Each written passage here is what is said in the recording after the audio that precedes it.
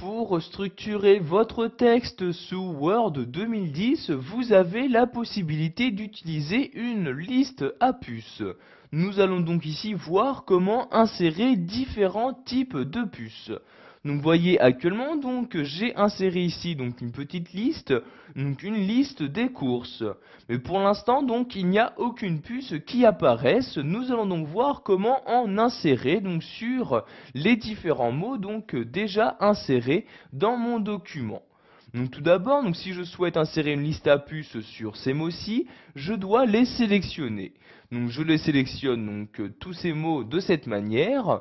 Ensuite si je souhaite insérer une liste à puces, je vais me rendre dans l'onglet Accueil et cliquer sur l'un des deux boutons, suivant si je souhaite insérer une liste à puces non numérotée ou une liste à puces numérotée. Donc ici, je vais par exemple insérer une liste à puces non numérotée. Je clique donc ici sur cette flèche-ci pour choisir tout d'abord quel type de puce je souhaite utiliser. Vous avez ici ces différents types de puces. Si vous laissez votre souris sur un type, vous aurez l'aperçu qui apparaîtra directement sur votre document. Donc vous voyez ici cet aperçu qui apparaît sur ma sélection. Donc je vais par exemple utiliser ce type de puce, je clique donc ici et voyez la liste à puces est maintenant insérée. Donc je place mon curseur maintenant après le mot O comme ceci et voyez si j'appuie sur la touche Entrée, automatiquement une nouvelle puce s'insère pour me permettre de compléter très simplement cette liste à puces. Donc ici je vais ajouter un élément, par exemple le 20, je rappuie sur la touche Entrée et de nouveau une nouvelle puce s'insère. Donc si maintenant vous souhaitez saisir un nouveau texte, mais cette fois-ci en dehors de cette liste à puces, vous allez rappuyer encore une fois sur la touche Entrée. Donc vous voyez, j'appuie sur la touche Entrée. Donc maintenant, mon curseur apparaît bien après la liste à puces, mais il est bien en dehors. En effet, il n'y a plus de puce qui va s'insérer en même temps que je vais saisir mon texte.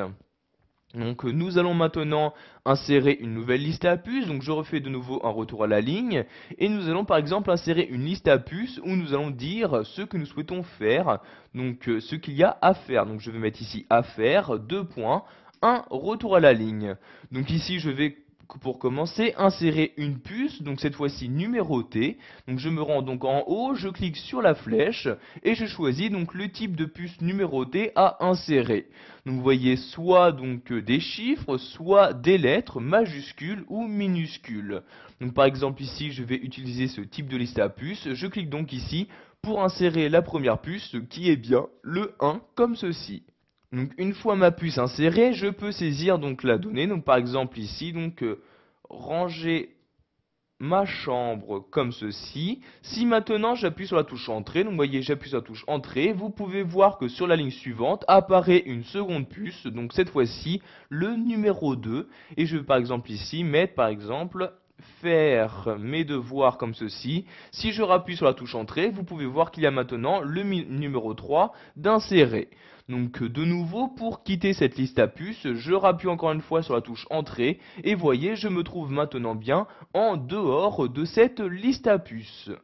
Nous allons maintenant voir qu'il est possible de changer le type de puce que vous avez utilisé sur une liste à puces existante. Donc par exemple celle-ci, je sélectionne la liste à puces dans son intégralité. Pour changer le type de puce, je reclique ici sur la flèche et je sélectionne un nouveau type. Donc par exemple ici ce rond là, je clique et comme vous pouvez le voir, la modification a automatiquement été apportée. Pour finir, nous allons voir qu'il est possible d'insérer une liste à puces à l'intérieur d'une autre. Donc par exemple ici, vous voyez, j'ai inséré dans la liste à puces le vin, mais si je souhaite préciser que je souhaite acheter du vin rouge, blanc, etc., je vais insérer une autre liste à puces. Donc j'appuie tout d'abord sur la touche Entrée, donc vous voyez une nouvelle puce s'insère, mais pour l'avancée donc d'un cran, donc j'appuie ici sur la touche tabulation et voyez donc automatiquement il y a une incrémentation d'effectuer et ici je vais par exemple pouvoir mettre rouge comme ceci, j'appuie sur la touche entrée, je vais mettre maintenant blanc comme ceci, je rappuie sur la touche entrée donc voyez et j'ai bien pu donc très rapidement insérer une liste à puces à l'intérieur d'une autre. Donc maintenant pour quitter cette seconde liste à puces, j'appuie sur la touche entrée et voyez je retourne maintenant à la première et je peux de nouveau insérer d'autres éléments. Donc par exemple ici des haricots comme ceci, donc j'écris haricots, donc j'appuie sur la touche entrée et voyez je peux continuer ici ma première liste à puces.